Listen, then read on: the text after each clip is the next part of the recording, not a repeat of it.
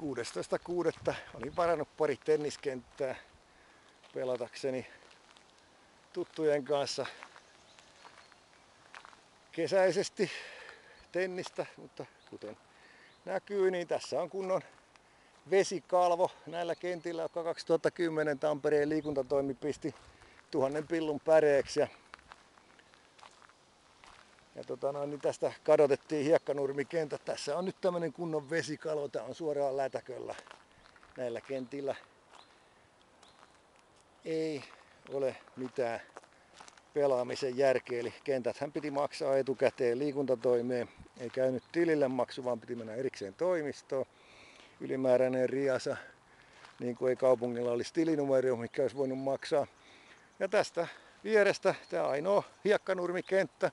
Jos tässä edelleen olisi annettu olla tämä hiekkanurmikenttä, tämä olisi edelleen näinkin pienen sateen jälkeen pelikelpoinen.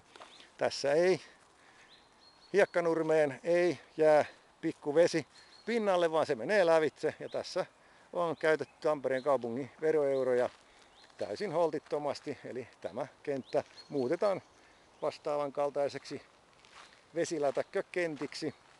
Mikä on pääoman tuotto? Väitän, että negatiivinen. Tämä ei tuo pääomaa takaisin eikä ole vastaavassa oikeaan tarkoitetussa käytössä nämä veroeurot, kun tehdään tällaisia vesiliirtokenttiä hiekkanurmella. Nyt olisi voinut jatkaa pelaamista ihan huoletta. Nyt tähän saapui useampi henkilö paikalle. Tarkoituksena on pelata. Jouduimme poistumaan paikalta. Kello oli nyt varattu 5 ja 7 välillä, eli kello 17 ja 19 välille. Ei tämmöiselle kentällä ole mitään asiaa pariin tuntiin tulla pelaamaan. Hiekkanurmikentällä asia olisi hoitunut, mutta kuten näette, on vain hiekat jäljellä ja sitten huolimattomien työläisten tupakan natsoja ilmeisesti.